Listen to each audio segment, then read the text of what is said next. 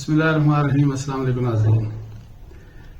آج پھر بڑے دکھ کی بات ہے, بڑے افسوس کی بات ہے کہ انفارچونیٹلی ہم اس لحاظ سے بڑے بدقسمت ہیں کہ پاکستان کے لیے کہ ہمیں جہاں سے بھی کوئی خبر ملتی ہے جنرلی موسٹلی وہ بری خبریں ملتی ہیں. اور آج کی جو لیٹسٹ آپ دیکھیں سٹوری ہے کہ ملیشیا میں پی آئی اے کا بوئنگ 777 جو ہے اس کے اوپر قبضہ کر لیا گیا, اور وہاں پہ مسافروں کو جو کہ مسافر بیٹھے ہوئے تھے جنہوں نے ٹریول کرنا تھا, واپس پاکستان آنا تھا, ان سب کو اتار لیا گیا اور جہاز کو قبضے میں لے لیا گیا. اور اس کی وجہ یہ تھی کہ وہ جہاز چونکہ لیز پہ لیا گیا تھا تو لیز کے مسائل تھے, اور یہ اس ملک میں ہوا جو کہ ایک ہمارا مسلمان برادر ملک ہے اور جو کہ ہمارا دوست ملک ہے ملیشیا. لیکن انفارچونیٹلی جو بھی ان کی مجبوری ہوگی, جو بھی مسئلہ ہوا, لیکن یہ ایک ایسا تماشا ہوا ہے جس نے ہمیں پوری دنیا میں, جس کی وجہ سے ہماری جگ ہنسائی ہوئی ہے, جس کی وجہ سے ہمارا مذاق اڑایا جا رہا ہے. اور آپ ٹویٹر کے اوپر دیکھیں, آپ سوشل میڈیا کے اوپر دیکھیں, ایون ہمارے پاکستانی ہم لوگ جس طرح قسم کی بات کر رہے ہیں کہ مجھے نہیں سمجھ آتی کہ ایک اس طرح سے قبضہ کر لیا گیا. کیا پی آئی اے کی مینجمنٹ سو رہی تھی, ان کو یہ نہیں پتا تھا کہ کس قسم کے حالات تھے؟ اگر آپ نے لیز کے اوپر لیا, ظاہر ہے اس کا ایک پورا بیک گراؤنڈ ہوگا, کوئی وارننگ ملی ہوگی, کسی قسم کی کوئی بات ہوئی ہوگی, تو آپ جہاز اس طرح سے اڑائے جا رہے ہیں.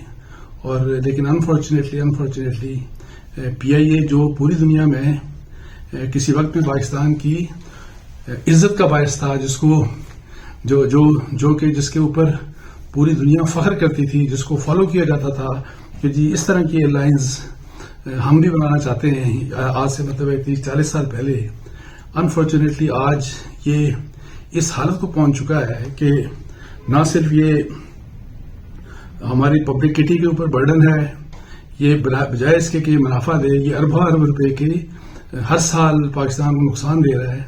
اس نقصان کے علاوہ اب حالات اس نہج پہ پہنچ چکے ہیں کہ یہ اب ہماری بدنامی کا باعث بن چکا ہے. اور وہ اس لحاظ سے کہ اور اس کی وجہ یہ ہے کہ جب اقرا پروری ہوگی, جب سفارش کی بنیاد کے اوپر آپ اپوائنٹمنٹس کریں گے, جس وقت سفارش کی بنیاد کے اوپر اور پولیٹیکل انٹرفیئرنس کے رزلٹ کے اوپر آپ اپوائنٹمنٹس کریں گے, تو پھر یہی رزلٹ نکلنا ہے. اور یہ سارا سلسلہ آپ دیکھیں کہ مشرف صاحب کے زمانے سے, خاص طور پر اس زمانے سے یہ کام سٹارٹ ہوا جب انہوں نے اپنے دوستوں کو, اپنے جو ان کو من پسند لوگوں کو اس کا مطلب ہے کہ چیئرمین یا اس کا ایم ڈی لگانا شروع کیا. اور اس کے بعد یہ سلسلہ ایسا ہے کہ رکا ہی نہیں. اور پھر یہ جو ہے اب ایک ایئر مارشل صاحب جو ہیں وہ اس کو ہیڈ کر رہے ہیں. ان کی بھی اپوائنٹمنٹ کے اوپر سپریم کورٹ کے پاس بھی مسئلہ گیا, تو یہ اپوائنٹمنٹ ظاہر ہے اس گورنمنٹ نے کی جنہوں نے وعدہ کیا تھا کہ ہم انسٹیٹیوشن بلڈنگ کریں گے, ہم جو لاس میکنگ جو ایسے ادارے پی آئی اے کی طرح, پاکستان اسٹیل کی طرح ایسے ادارے جو پاکستان کو ارب روپے کا نقصان ہر سال دے رہے ہیں, ہم ان کو ٹھیک کریں گے, گورننس اپنی بہتر کریں گے, ہم انسٹیٹیوشن بلڈنگ کریں گے. لیکن انفارچونیٹلی اس گورنمنٹ نے بھی وہی کیا, بلکہ اس سے زیادہ بدتر کیا جو پہلے ہو رہا تھا. اور اس کا رزلٹ آپ کے سامنے ہے.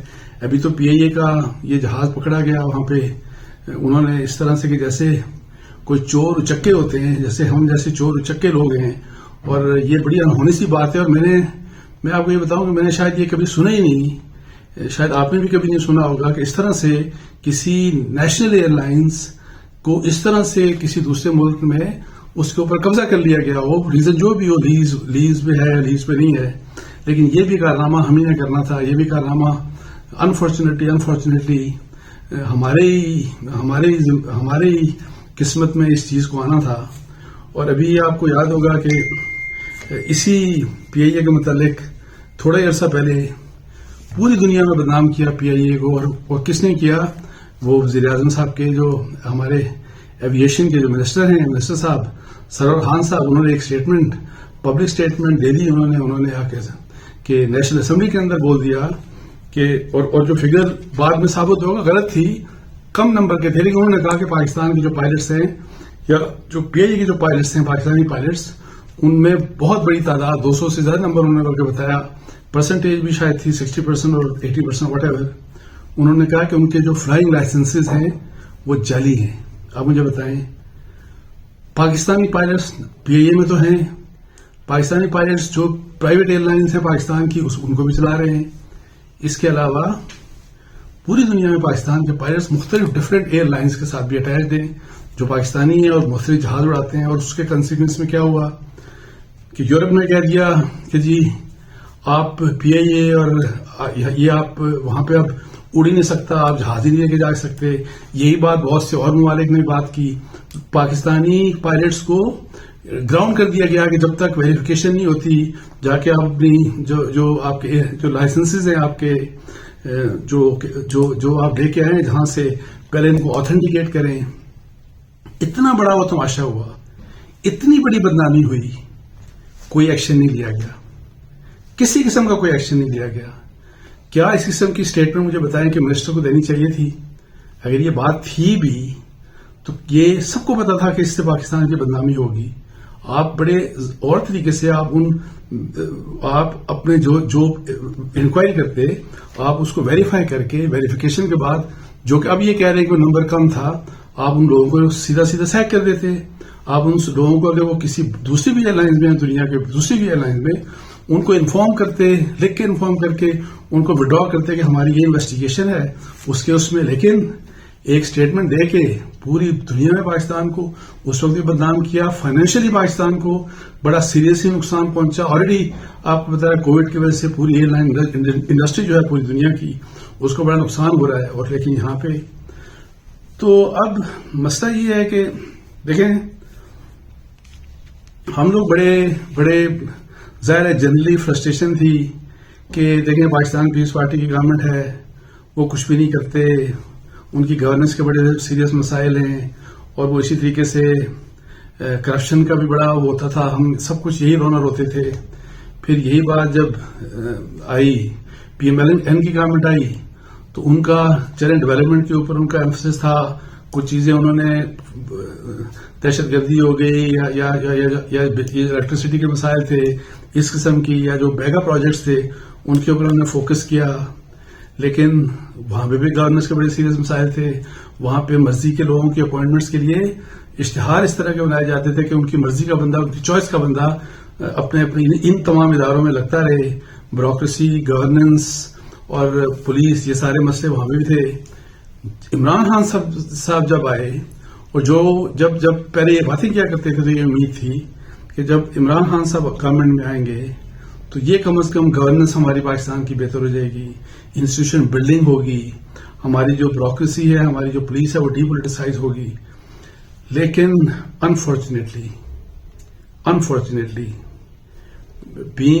being a student of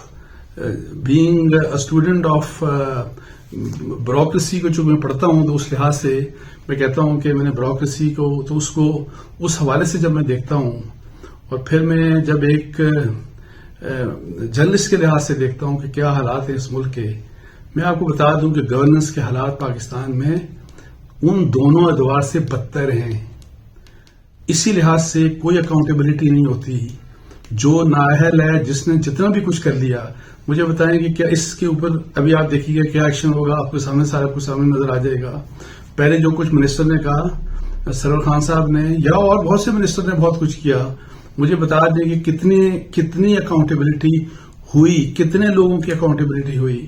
سرکاری افسران کو جس طرح اکھاڑ بچھاڑ دیا جاتا ہے, اور ایک بات ذرا سی کوئی چیز ناراضگی ہو جائے تو اس کے اوپر آپ سرکاری افسروں کو ود ان نو ٹائم, نہ آپ دیکھتے ہیں کہ ٹینیور اس نے پورا کیا ہے, نہ آپ یہ دیکھتے ہیں کہ وہ بندہ صحیح بات کر رہا ہے غلط بات کر رہا ہے. اگر آپ کو پسند ان کی بات نہیں آئی اور اگر آپ کی بات انہوں نے نہیں مانی, جو کہ غلط بات بھی اگر وہ نہیں مانی, تو آپ نے اس کو اٹھا کے پھینک دیا. ایسے گورنمنٹس نہیں چلتی.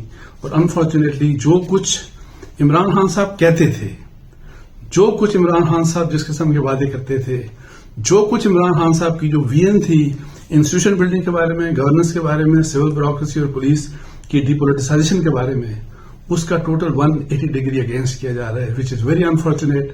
اور اگر اس طرح کے حالات جاری رہے تو یہ جو بدنامی کے ہمیں تمغے ملتے ہیں، یہ بدنامی کے تمغے ہمیں اللہ نہ کرے مجھے ڈر ہے یہ تمغے ہمیں ایسے ہی ملتے رہیں گے.